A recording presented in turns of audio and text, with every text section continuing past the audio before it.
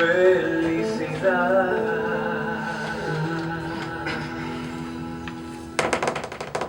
Bien bonito.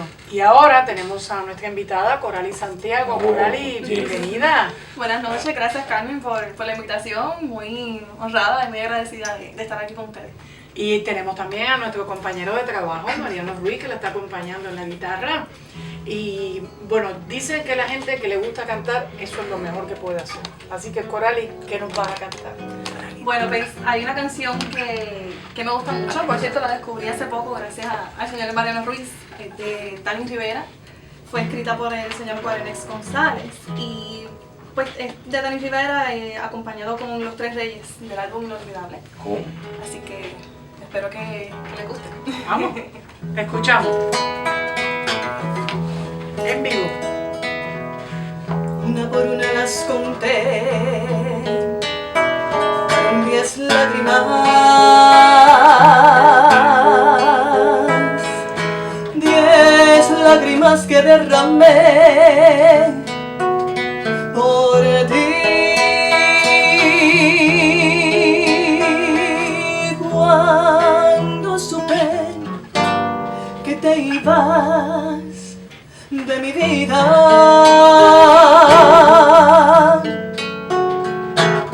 y dejabas sangrando mi pobre alma herida.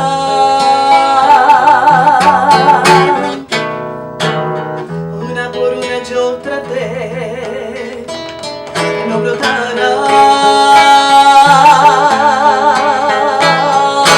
pero fue tan grande mi dolor que no pude más.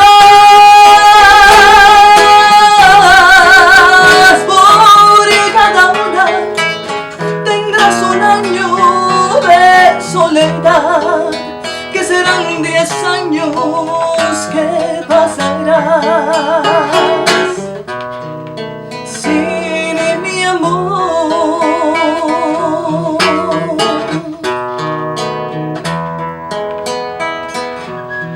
Una por una las conté, fueron 10 lágrimas, 10 lágrimas que derramé por ti. Cuando supe que te ibas de mi vida y dejabas sangrando mi pobre alma herida. Una por una yo traté que no brotara, pero fue tan grande mi dolor que no pude más. Por cada una tendrás un año de soledad, que serán 10 años que pasarás sin mi amor.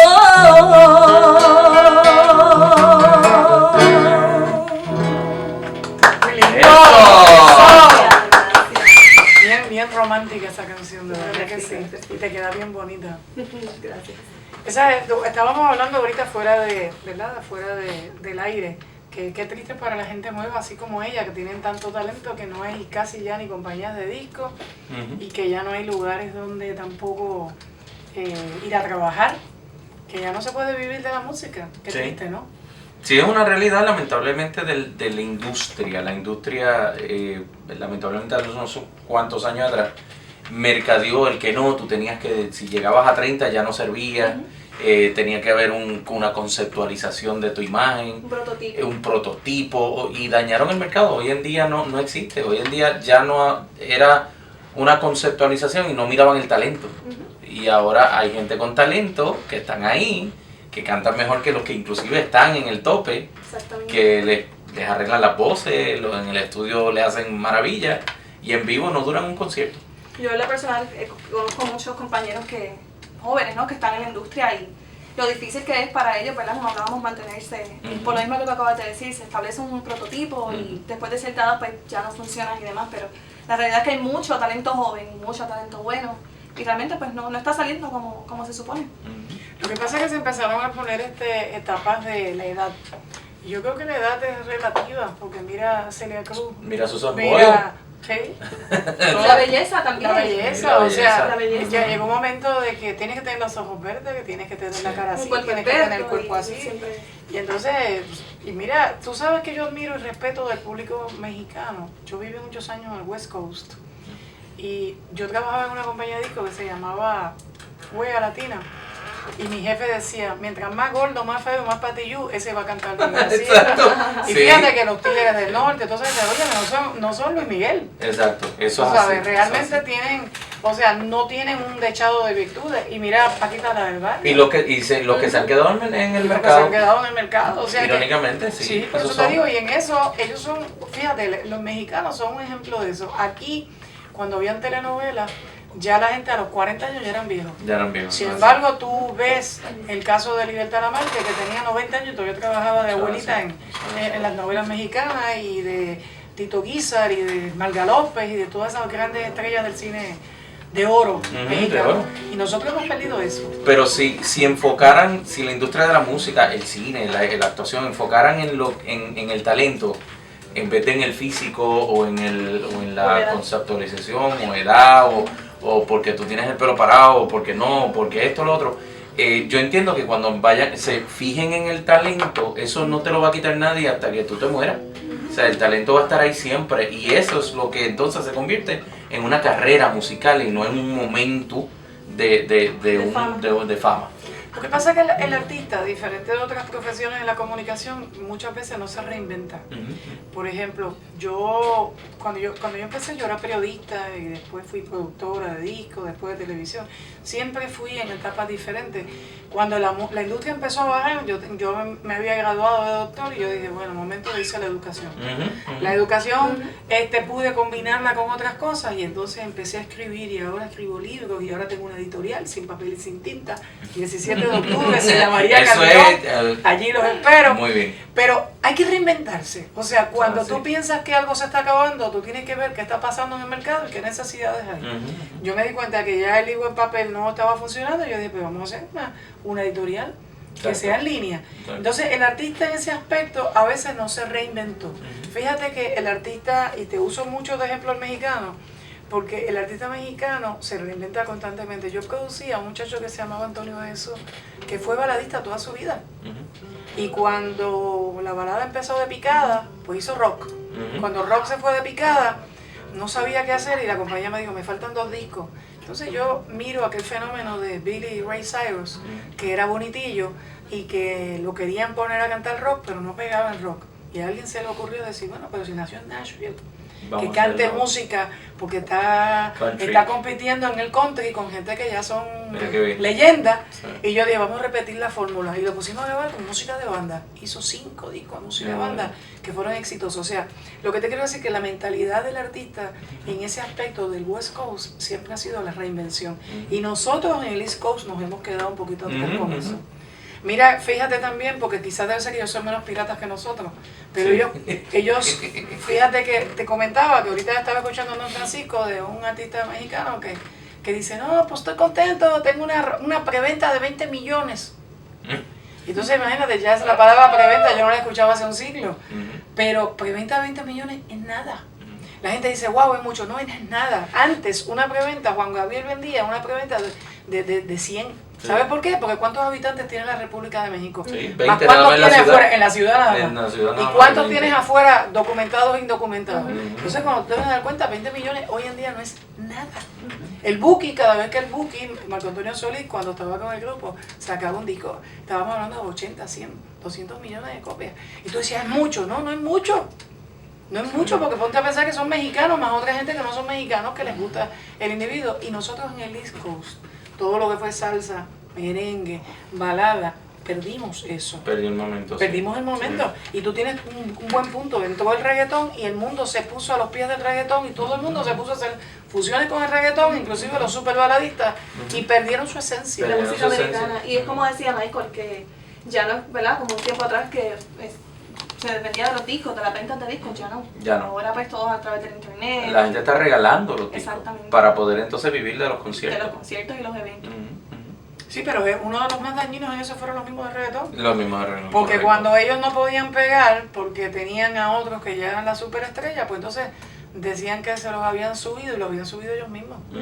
Entonces ya cuando tú lo acostumbras a subir, ¿cómo tú le cobras algo que ya tú regalaste?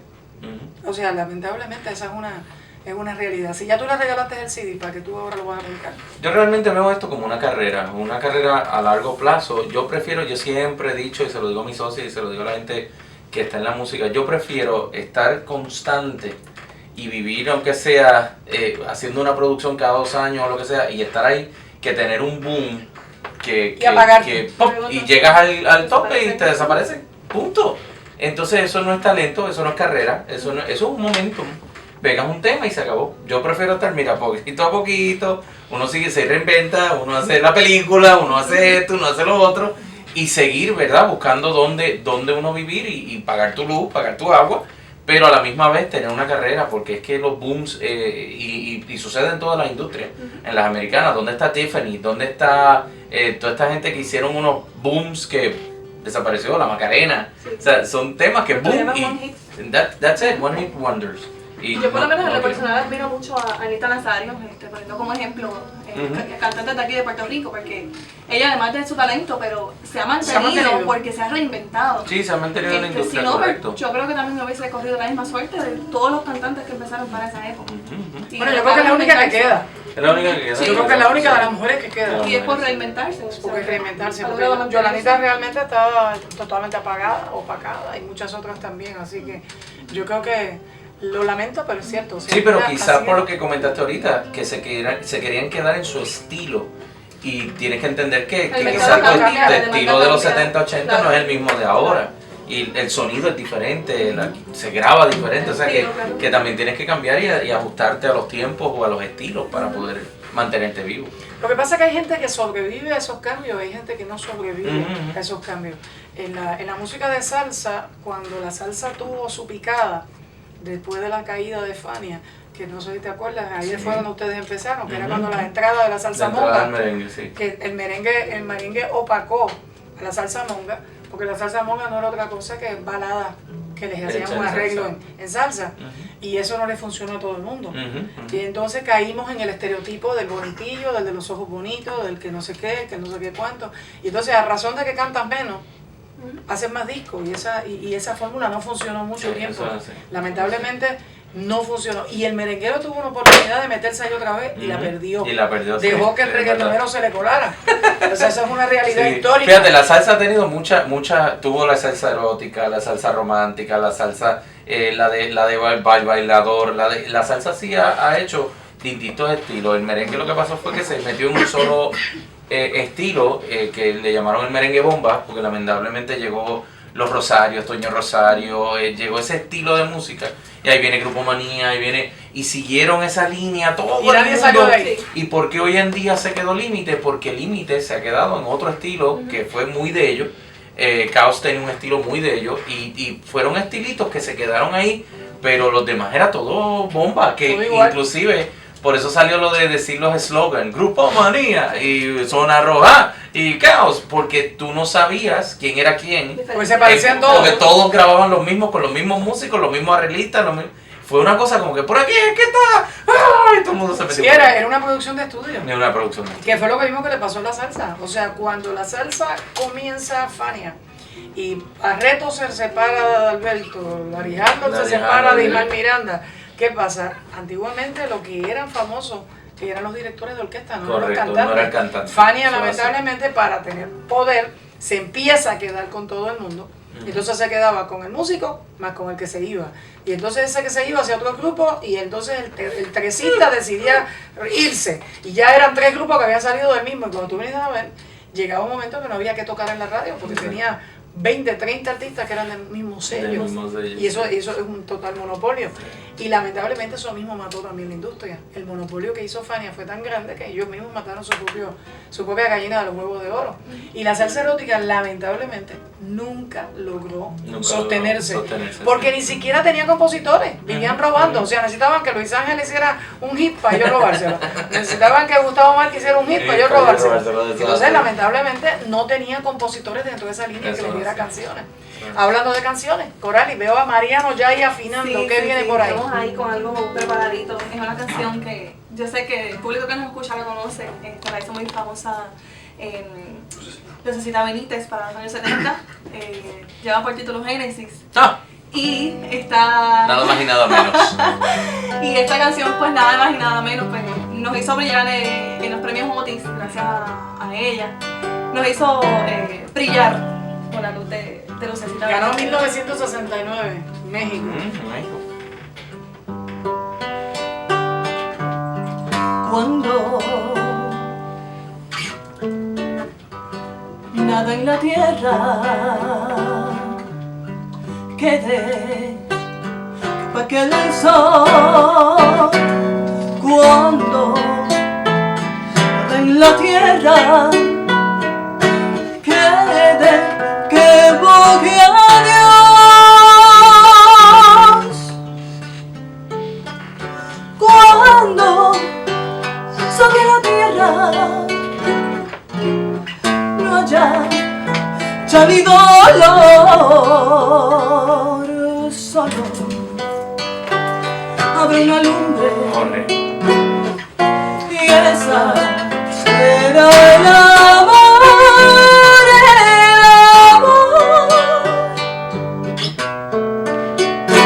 el amor para empezar.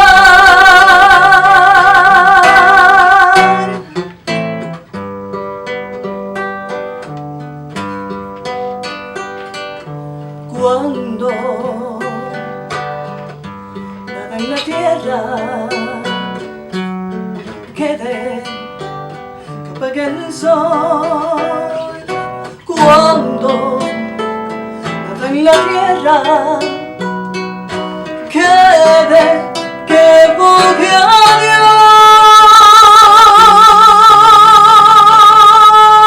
y cuando sobre la tierra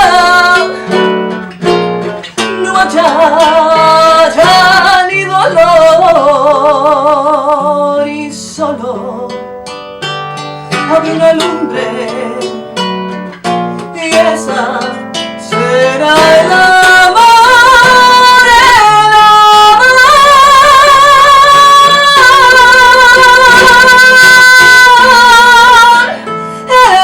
amor para empezar.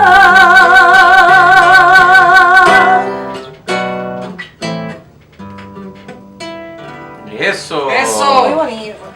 Vamos, de verdad, qué lindo. Eso fue revivir una época bien bonita de la música. Fíjate, ese fue un movimiento, la década de los 70. Yo te diría que quizás dentro de la balada fue una de las épocas más brillantes. Sí, y el destaque de la música con sentido y los compositores, o sea... No, esa es la época que sale Manuel Alejandro, Félix Botija, sale Jorge Luis Piloto. Tú sabes que yo acabo de terminar una novela que sale ahora pronto, se llama La mujer del presidente.